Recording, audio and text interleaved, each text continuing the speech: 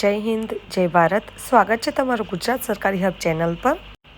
આજે આપણે એક ખૂબ જ મોટી અને લોકપ્રિય ભરતી વિશે ઇન્ડિયન રેલવે NTPC ભરતી વિશે વાત કરવા જઈ રહ્યા છીએ। હા મિત્રો, લાંબા સમય પછી ફરી એકવાર રેલવે વિભાગ દ્વારા 8,850 જગ્યા માટે એક નવી ભરતી જાહેર કરી છે, જે માટે 12 પાસ અને ગ્રેજ્યુએટ થયેલા વિદ્યાર્થીઓ માટે એક ખૂબ જ મહત્વપૂર્ણ ભરતી જાહેર કરવામાં આવી છે, જેમાં ભારતના દરેક રાજ્યના ઉમેદવાર અરજી કરી શકશે। તો ચાલો આ વિડીયોમાં આપણે વિગતવાર જાણી લઈએ કે કોણ અરજી કરી શકે છે, કેટલી જગ્યા છે, લાયકાત શું છે, પગાર ધોરણ કેટલો હશે, અરજી કરવાની તારીખ શું છે। આ વિડીયોને અંત સુધી જરૂરથી જોતા રહેજો અને જરૂરી માહિતી ઉપયોગ લાગી હોય તો વિડીયોને જરૂરથી લાઇક કરજો। સાથે જ 12th પાસ તેમજ ગ્રેજ્યુએટ થયેલા વિદ્યાર્થીઓ સુધી આ વિડીયો જરૂરથી વધુને વધુ શેર કરજો। અને જો તમે અમારી ચેનલ ગુજરાત સરકારી હબ ઉપર નવા આવ્યા હો તો ચેનલને જરૂરથી સબસ્ક્રાઈબ કરી લેજો। રેલવે રિક્રુટમેન્ટ બોર્ડ એટલે કે RRB દ્વારા NTPC એટલે કે ગ્રેજ્યુએટ અને અંડર ગ્રેજ્યુએટ પોસ્ટ માટે ભરતી જાહેર કરવામાં આવી છે, જેમાં ટોટલ પોસ્ટ છે 8,850, જે ઓલ ઇન્ડિયા જોબ લોકેશન રહેશે। કેટેગરી સેન્ટ્રલ ગવર્મેન્ટ જોબ તરીકે રહેશે। ઓફિશિયલ વેબસાઇટ તમારે જે અપ્લાય કરવાનું છે ઓનલાઈન તે rrbcdg.government.in ઉપર કરવાનું રહેશે।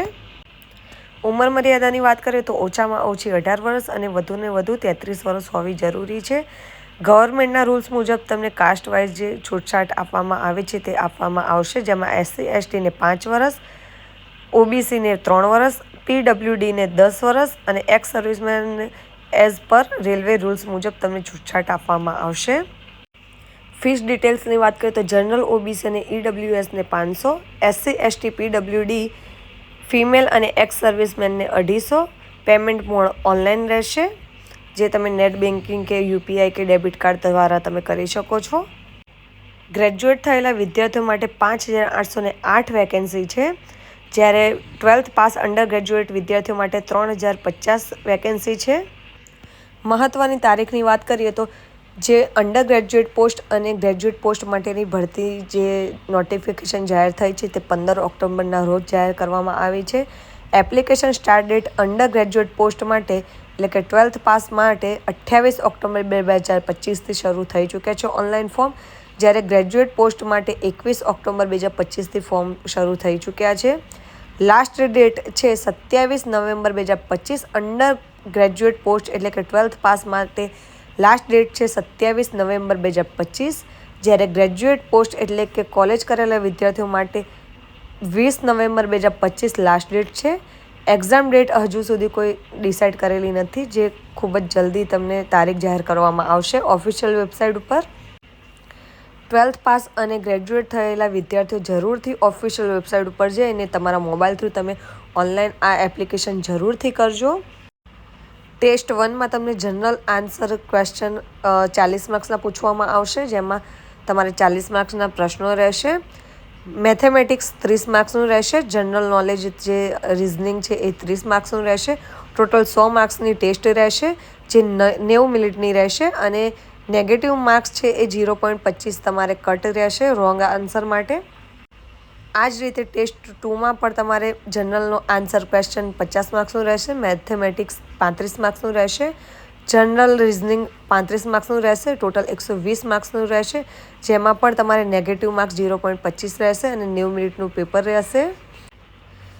આ રીતે આ ભરતી માટે તમારે કોમ્પ્યુટર બેઝ એક્ઝામ આપવાની રહેશે। CBT 1 અને CBT 2 ટેસ્ટ એક્ઝામ આપવાની રહેશે, જે 90 મિનિટની રહેશે, નેગેટિવ માર્ક્સ 0.25 રહેશે। ત્યારબાદ તમારે ટાઈપિંગ સ્કિલ ટેસ્ટ આપવાની રહેશે પોસ્ટ મુજબ। ત્યારબાદ તમારે ડોક્યુમેન્ટ વેરિફિકેશન અને મેડિકલ એક્ઝામિનેશન કરવામાં આવશે। આ રીતે તમારે જે લેવલ છે પરીક્ષાના તે તમારે પાર કરવાના રહેશે। પરીક્ષા તમારે ઓનલાઈન કોમ્પ્યુટર બેઝ આપવાની રહેશે। પ્રશ્નો ઓબ્જેક્ટિવ રહેશે, મલ્ટિપલ ચોઇસ ક્વેશ્ચન હશે, જે OMRC ક્વેશ્ચન હોય છે તે રીતે। હવે વાત કરીએ આપણે એપ્લિકેશન માટે, તો એપ્લિકેશન કરવા માટે તમારે ઓફિશિયલ વેબસાઇટ www.rrbcdg.government.in ઉપર તમારે આવી જવાનું રહેશે। વેબસાઇટ ઓપન થતાની સાથે તમારી સામે એક પેજ ઓપન થશે, જ્યાં તમારે અપ્લાય નાવ ઓનલાઈન ઉપર તમારે ક્લિક કરવાનું રહેશે। ત્યાં ક્લિક કરતાની સાથે જ તમારી સામે એપ્લિકેશનનું જે પેજ છે એ ઓપન થઈ જશે।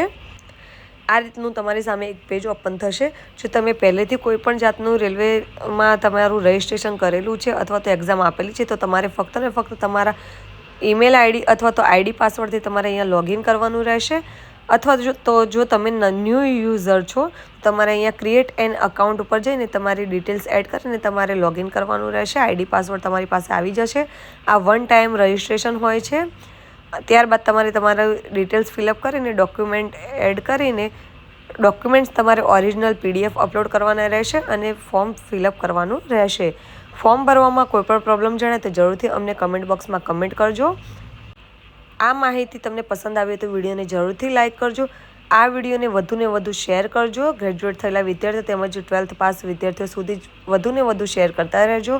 અમારી ચેનલ ગુજરાત સરકારી હોપ પર નવા આવ્યા હોય તો જરૂરથી ચેનલને સબસ્ક્રાઈબ કરી લેજો જેથી આવી અવનવી માહિતી તમારા સુધી અમે પહોંચાડી શકીએ।